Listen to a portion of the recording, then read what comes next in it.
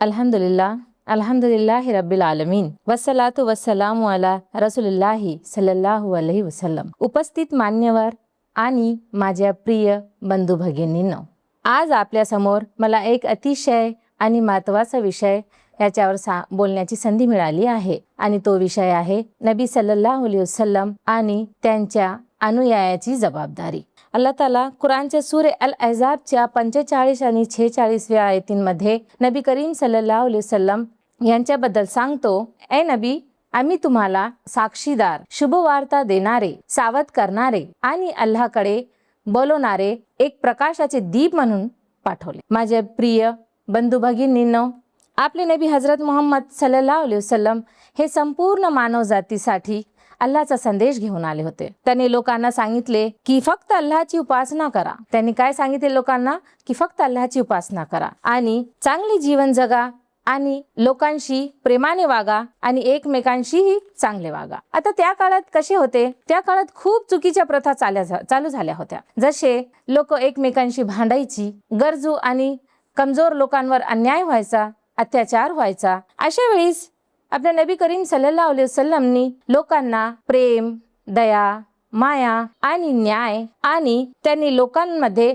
चांगले आचरण उभारले, चांगले आचरण यांची शिकवणूक दिली। म्हणून अल्लाह तालाने कुरानमध्ये त्यांना सांगितलेले आहे की प्रकाश देणारे दीप। नबी करीम सल्लल्लाहु अलैहि वसल्लम यांना अल्लाह तालाने किती चांगली पदवी दिली, प्रकाश देणारे दीप। ज्याप्रमाणे अंधारात दिवा आपल्याला मार्ग दाखवतो, त्याचप्रमाणे नबी करीम सल्लल्लाहु अलैहि वसल्लम यांची शिकवण आपल्याला आपल्या जीवनात योग्य मार्ग दाखवते। पण आता प्रश्न असा आहे की आपण त्यांचे अनुयायी आणि आता अनुयायी बनून आपली जबाबदारी नेमकी काय? सर्वात पहिली जिम्मेदारी तर आपली अशी असेल, नबी सल्लल्लाहु अलैहि वसल्लम यांच्यावर आपण मनापूर्वक खूप प्रेम करायचे। आपल्या मनात त्यांचा आदर ठेवायचा, त्यांचा सन्मान ठेवायचा आणि त्यांच्यावर आपलं खूप प्रेम असलं पाहिजे मनपूर्वक। आणि आता फक्त प्रेम म्हणजे काय? तोंडाने दाखवणे, तोंडाने बोलून दाखवणे आम्हाला खूप प्रेम आहे असं नाही। त्या प्रेमाचा अर्थ असा आहे की त्यांच्या शिकवणीवर चालणे, त्यांनी जी शिकवणी आपल्याला दिलेली आहे त्यांच्यावर आपल्याला चालणे, त्यांच्या सुन्नतीचे पालन करणे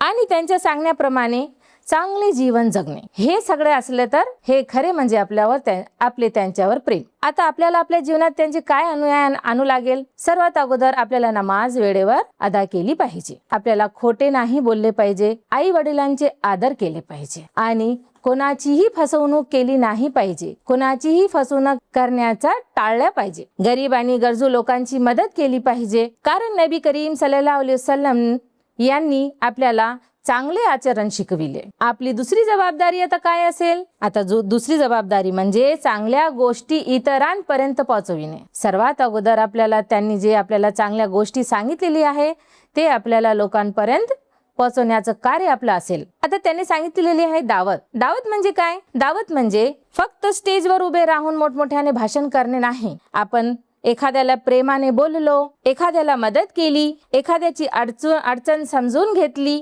आणि किंवा एखाद्याला चांगल्या कामासाठी प्रोत्साहन दिले, तर आपण नबी करीम सल्लल्लाहु अलैहि वसल्लम यांच्या शिकवणीचा संदेशच पुढे नेत आहोत असं आपल्याला समजायला काही अडचण नाही। मग जर हे सगळे गुण आपल्यामध्ये आले असेल तर माझ्या प्रिय बंधू भगिनींनो, आज आपण स्वतःला छोटासा एक प्रश्न विचारूया। आपले वागणे पाहून लोकांना नबी करीम सल्लल्लाहु अलैहि वसल्लम शिकवण खरेच आठवते का? जर आपण प्रामाणिकपणे वागत असू, प्रामाणिकपणे बोलत असू, प्रेमाने वागत असू, गरजूंना मदत करत असू आणि कोणावर अन्याय करत नसू, आपल्याला कोणावरही अन्याय करायचा नाही, तर आपले जीवन नबी करीम सल्लल्लाहु अलैहि वसल्लम यांच्या शिकवणीचे एक चांगले उदाहरण बने। चला मग आता आज आपण एक संकल्प करू, आपण नबी करीम सल्लल्लाहु अलैहि वसल्लम यांच्यावर खूप प्रेम करू, त्यांचे आचरण आपल्या जीवनात आणूया, त्यांच्या सुन्नतीवर चालूया, त्यांचे चांगले आचरण जीवनात आणूया, प्रेमाने इतरांना चांगल्या मार्गाकडे आपण बोलूया। अल्लाह ताला आपल्या सर्वांना आपल्या प्रिय नबी करीम सल्लल्लाहु अलैहि वसल्लम यांच्यावर खरे प्रेम करण्याची आणि त्यांच्या सुन्नतीवर आपल्याला पालन करण्याची, अनुयायीची जबाबदारी योग्य प्रकारे पार पाडण्याची सद्बुद्धी दे।